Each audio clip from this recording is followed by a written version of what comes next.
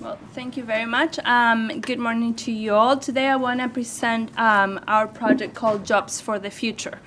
Just to give you a quick overview of the project, this project tries to identify global trends in the job market and the factors driving those trends and what are the implications in terms of youth workforce and skills development based on those trends. And to start a discussion with the business sector, the government, and academia on how to ensure that the younger generations get the skills they needed for the jobs of the future. We did a global mapping, and then we took 2 case studies, one in Ghana, which Gloan will be presenting, and one in Vietnam, which William will be presenting, to see how the global trends are actually working or not working at the local level. So I want to start with this quote because I think it helps exemplify the extension of the challenge that we're going to be facing in the next decades. Mapping the jobs of the future has not been an easy task, and we don't hold all the answers, but also trying to identify what the skills that will be needed, it's also a very daunting one. For some of you, some of these numbers are not new. 75 million people around the world are unemployed today. If we account for underemployment, that number can easily triple. Furthermore, we spent 1 billion workers to join the workforce by 2020 with no secondary education. At the same time, we have a global shortage of about 38 to 40 million high-skilled jobs. And the private sector consistently claiming that they can hire the people with the right skills they need. And this is affecting not only their bottom lines, but also their ability to expand, to growth, and to innovate in terms of products and services. So now the underlying question becomes, so what are some of the skills of the future that we need? And we need to understand this in the context of not only a shortage of jobs, but also a world that is rapidly changing with increased longevity, high-tech systems, globalization, and interconnectedness. Some of the global drivers that we've identified are these that you can see now on the screen. A major one is demographic change, and within that, aging populations.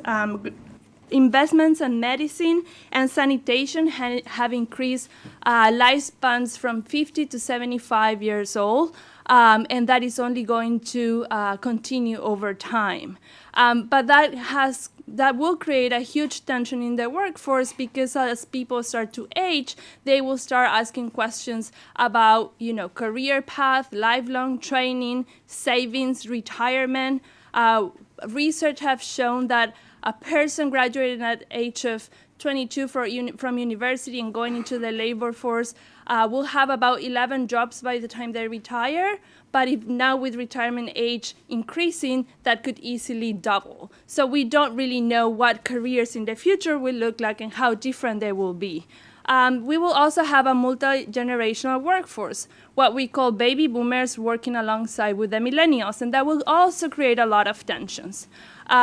The millennials claim that, the jobs that used to be the bread and butter for youth, especially for unskilled ones, are being now contested by an older and more experienced workforce that themselves are being displaced by the declining in middle-skilled jobs. At the same time, the older generation sees the younger generation as a threat, because they are the most educated generation in history. They grew up connected and mobile, and so they have that technological edge that many people feel they don't have, and they see that also as a threat. And then we also have a very interesting dynamic, which is the growing role of women in the workforce. The role of women in the workforce is going to continue to increase in scale and importance, but it's still we have yet to answer questions about type of employment, quality of employment they're getting. We know about payment disparities already happening across markets, so those are some of the questions that we will need to answer. I think global integration will be the most impactful and long-term trend that we will see. Emerging economies have become global players. Innovation, job creation, and power is not it's not held by the usual suspects anymore. And we estimate that by 2040, 6 of the 10 industrial clusters will be based in the developing world rather than the developed world. And that will create a shift not only in terms of economies, but also in terms of power, a shift in innovation. We're already seeing a lot of the innovations happening a lot faster in the developing countries rather than the developed world, and we can only expect that to continue. That will also bring the development of new business models, and I'm pretty sure that maybe of you have used Uber or Airbnb just to think about how business models are changing, and they've been, those models have been possible thanks to innovation and technological advancements, and we will continue to see more of that. And we also talk about a shrinking middle, which is something the previous panel has already started to discuss. High-skilled workers will have the bargaining power in the labor force, while the low-skilled workers will have to bear with the cost of flexibility and cost reductions. And high-skilled workers will continue to drive salary gains, while low-skilled workers will be left to catch whatever it is that they can.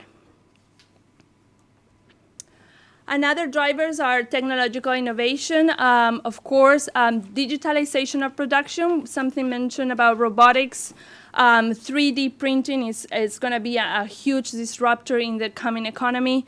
And just to give you an example, as I was boarding a plane the other day coming back from Bangladesh, one of the HSBC boards they have for us said in the future exports won't be shipped, they will be emailed. And that just gives you a sense of where technology is going and what can be the effect of that in terms of transforming production, transforming industries and manufacturing.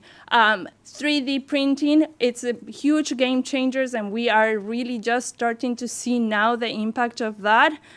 So much, in fact, that 3D printers have asked their own customers to please not print 3D printers, which is a very interesting development, and a lot of that will continue to happen. We've also see a lot of the digital economy coming in.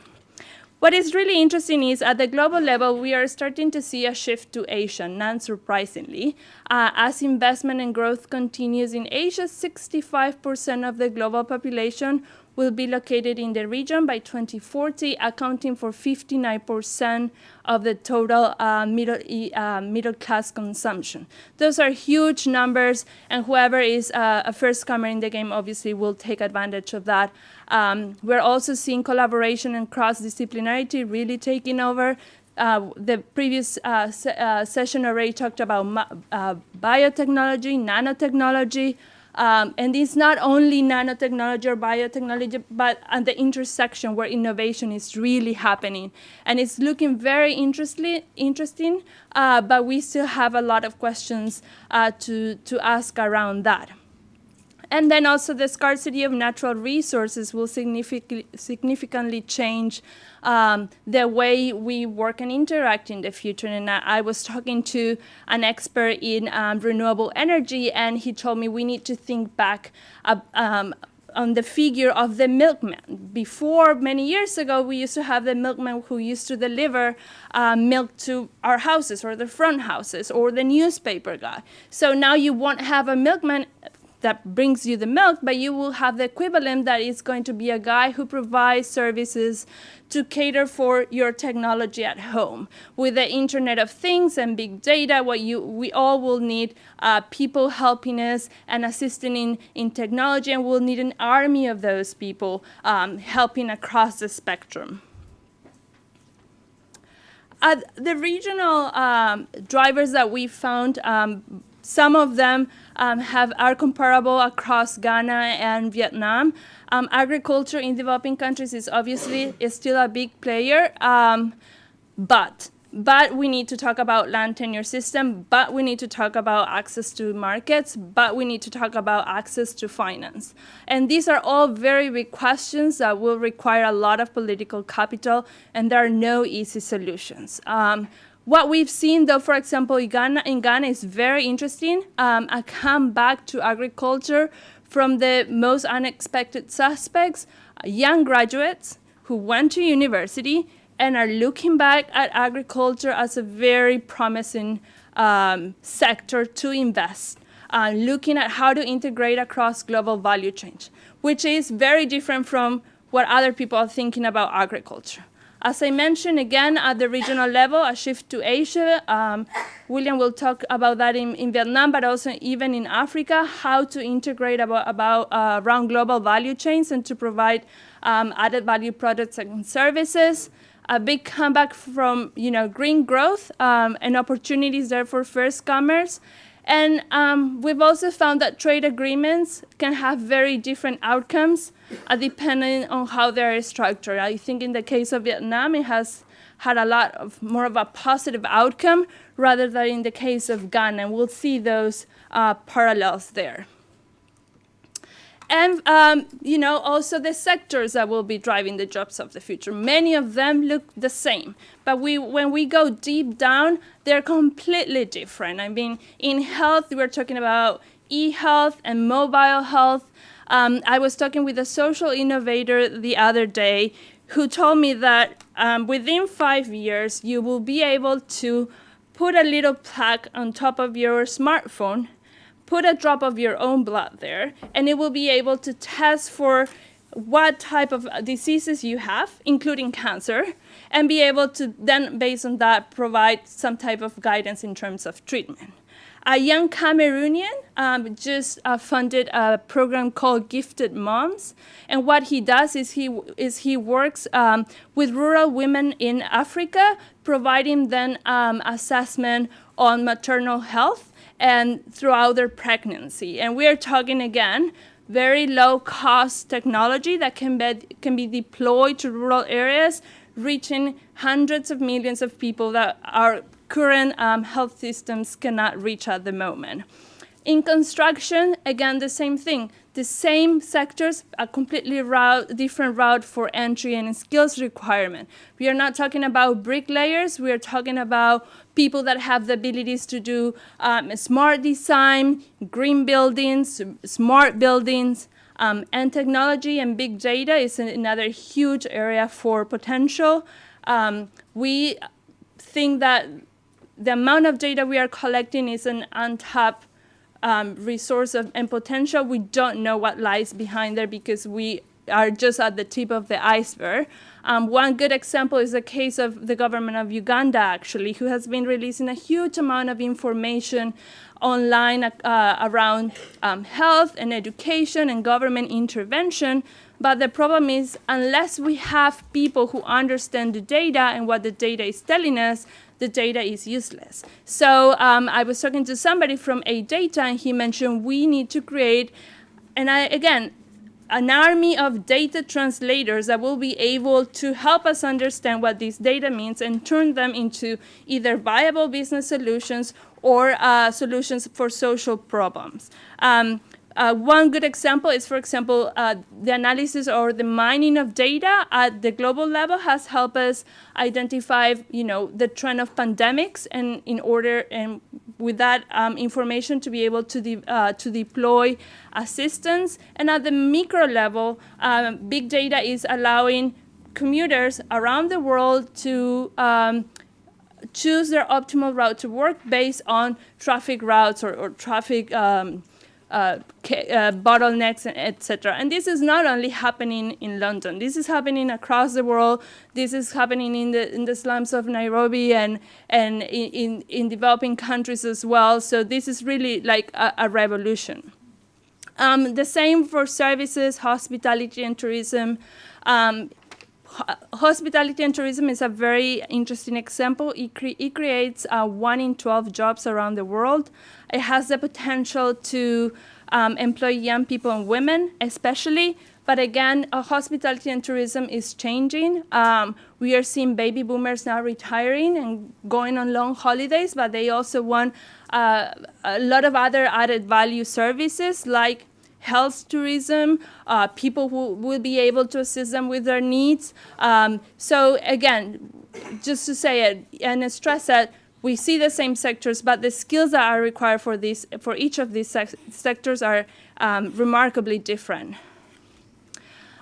So that comes to the question, then what are the skills for the jobs of the future? we selected a typology based on the demand and the conversations that 21st Century Foundation has had with many private sector players for the past, I would say, decade. And they came up with this typology, which we find is very interesting because it touches not only on the technical skills, but also on the soft skills that you will need and the lifelong training that you need in order to navigate a shifting world. Again, going back to that example I gave before, we're not expected to work at one position for the rest of our lives. We're expected to have between 11 and 22 different jobs with different skill requirements. And so people need to be able to constantly upgrade their skills to be able to navigate this. And so, you know, the new normal, unless we decide to change it, will be a few high-skilled workers with not enough jobs and not enough jobs for medium and low-skilled workers, unless we equip the young people with the skills that are needed to enter the labor market. We re-equip the current workforce with the skills that are needed for the jobs of the future. And one way to do this is through actually technology. But we also need to better understand what is working and what is not, and that's a big question. What is working, why, what is not, where, in what context, and why. And we need to stop thinking about a few hundred or a few thousand, which is what most workforce development programs do, and start thinking about how we deploy these skills in terms of millions to really solve the issue. And as we go forward, I think that Alvin Toffler's words have never been more true, that we're not talking about just learning to read and write. We need to really think about learning and unlearning and making sure that whatever skills we are providing young people around the world are the relevant skills for the future. Amen. Thank you.